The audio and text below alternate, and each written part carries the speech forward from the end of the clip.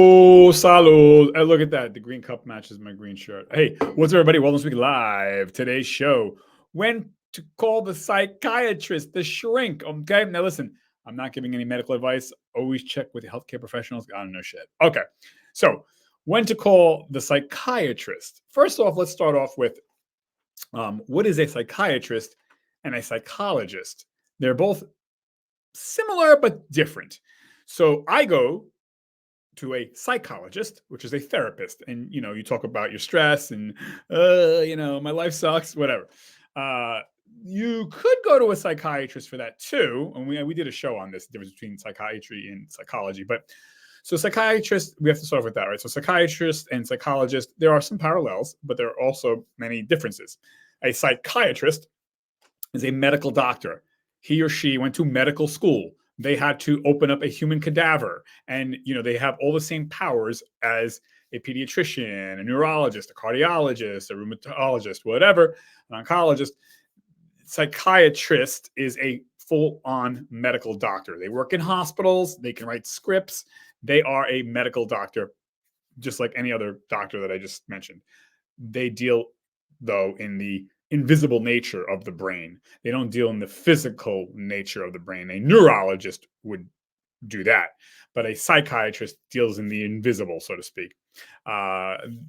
So that's the short of it. Psychologist also deals in the invisible of the brain, how we think, why we think, this, and why do you do that, and why did you think this. But a psychologist is not a medical doctor, although oftentimes they're called doctor because they have a PhD, but not a medical degree. So doctor is a little bit vague there. A PhD is not a medical degree.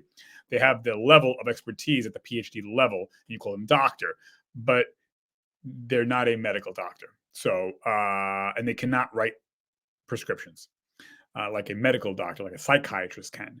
But the psychologist deals with many of the same things a psychiatrist does, but through talk therapy or cognitive therapy, and trying to understand you and why you say this and how you can manage this type of stress or whatever. Where a psychiatrist, not all the time, but oftentimes will just give you pills or medicines, actual medicines to help you deal with whatever. Could be simple thing like stress. It could be like, oh my God, I'm hearing voices, whatever. So that is the general difference. So one is a medical doctor, one's not. The psychiatrist can write prescription drugs, very powerful drugs. Psychologist cannot. Psychologist works on cognitive therapy, talk therapy only, and the psychiatrist works with cognitive talk therapy, but oftentimes, not all the time, will prescribe very serious drugs that can potentially help you. Okay, so when to call the psychiatrist and not the psychologist. So I would say this. I don't think most people need a psychiatrist. That doesn't mean that they don't. It's just I don't think most do. I think that if you have, a good psychologist, a therapist, you can go to BetterHelp.com. They should be paying me, but they're not. I use BetterHelp. It's FaceTime therapy or phone call therapy. And you just talk about, I think everybody should have a psychologist baseline. So so when should you see a psychiatrist? So if you have to. So you have exhausted the psychologist. You've done it for whatever, 6 months to a year.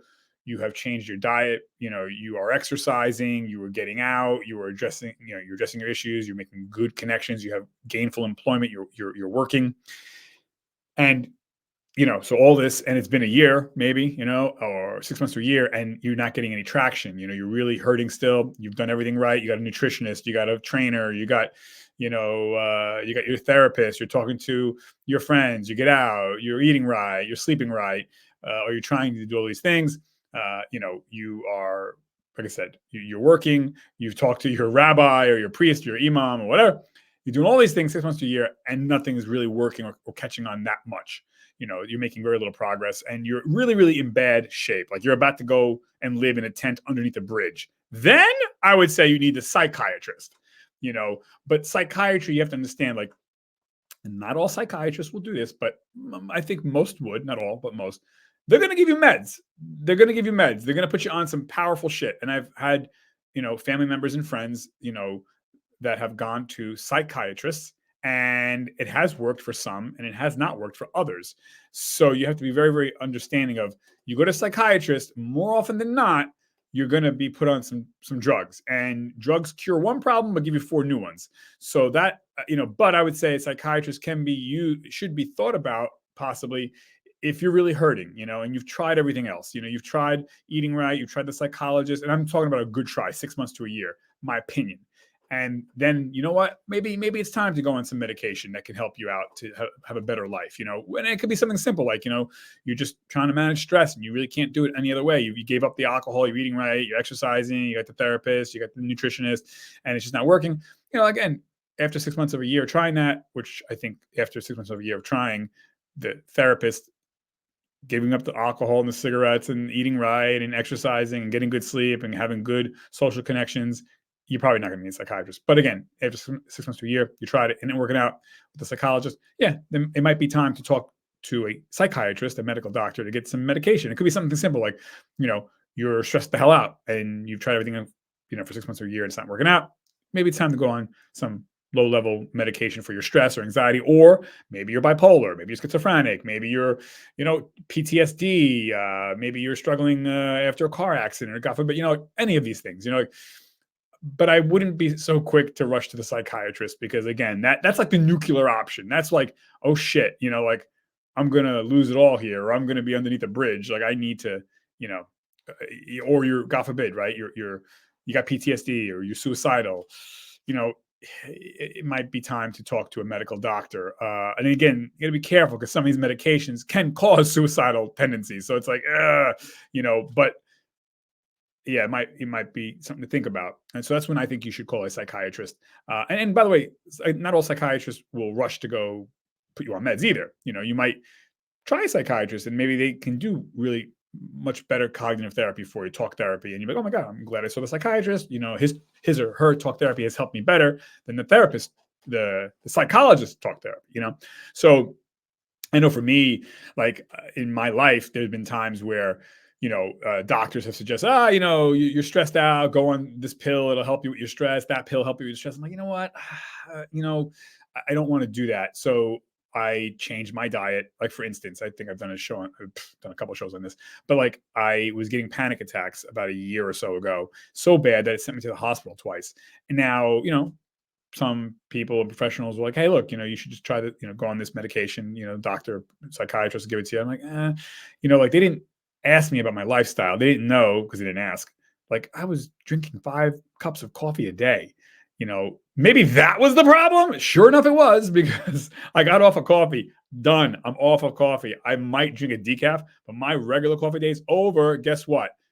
I don't have panic attacks anymore. And if I get stressed or anxious, that's normal, but it never crosses the threshold until where I'm like, So yeah, I just stopped the coffee and boom, I didn't need medication. So I just think, yeah, you really have to advocate for yourself and like exercise. We know for a fact that exercise is as powerful, if not more powerful, than many of the medications to manage stress and anxiety. So I'm not going to name the meds out there, but it's as powerful or more powerful exercise, daily exercise. And you don't believe me, you can go read it for yourself.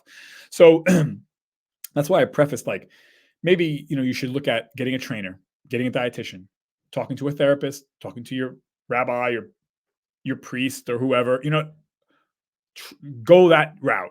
Certain foods you eat or don't eat, alcohol, get off of it, cigarettes, get off of it, get on the patch if you have to. Like, these are things that are really 99% of the time are going to solve your problem without getting onto meds. Because meds, I'm all for meds, but meds are the nuclear option, man. Meds are, you get on meds, and I'm talking about, psychiatric meds now. I'm not talking about, you blew your arm off and you need antibiotics.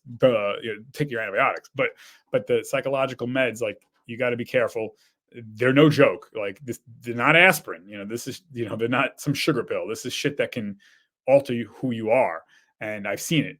And it's powerful stuff. Like, you got to be careful. So again, that's when you should call the psychiatrist, when you've tried everything for 6 months to a year, legitimately tried, or you're not able to try, you're not, you don't have that wherewithal, whatever, that's fine. Then talk to maybe 2 psychiatrists, see like which person's plan you like better, and you want to know, like, hey, what are the side effects of this? Ask, advocate for yourself. These doctors, they work for us. Therapists work for us. Doctors work for us. We don't work for them. So they're to answer questions. They have to be accountable. And there's a lot of great doctors out there, but, ask. So that's, I think, when you should see a psychiatrist is to, is when you've exhausted the psychologist and the nutrition and the, talk therapy, cognitive therapy, ERP therapy, whatever, then you go. So hope that helps. Psychiatrists can be a very important life-saving tool if, done in the right way, the right time, the right context, the right situation. Again, I would try, though, the other way first. The psychologist, get a dietitian, get a trainer, talk to a therapist, your priest, your imam, your rabbi, get out more, exercise, things like that. I would do that first and then see how that works out. Diet, what you eat, what you don't eat. So anyways, hope that helps. And that is it, folks. So check back in, like and subscribe. Okay, everybody. And by the way, God forbid you're going through any acute stress or, really dark moments in your life, you can call the 988, dial 988, or, text 988 or dial 988. That is a nationwide helpline. You can, it's free. And so they can help you right then and there. So it's very, very important. There's no shame. We're all humans. We're all weak. Only God is 100% strong. We are all humans. We all have Achilles heels, so you need to take care of yourself. So anyways, I want the best for you. The best is yet to come. Like, subscribe, this and that. If you watch this video to this point, God bless you, because no one fucking does. Okay. Thanks, everybody. I'm out of here. 5, 4, 3, 2, 1. Bye.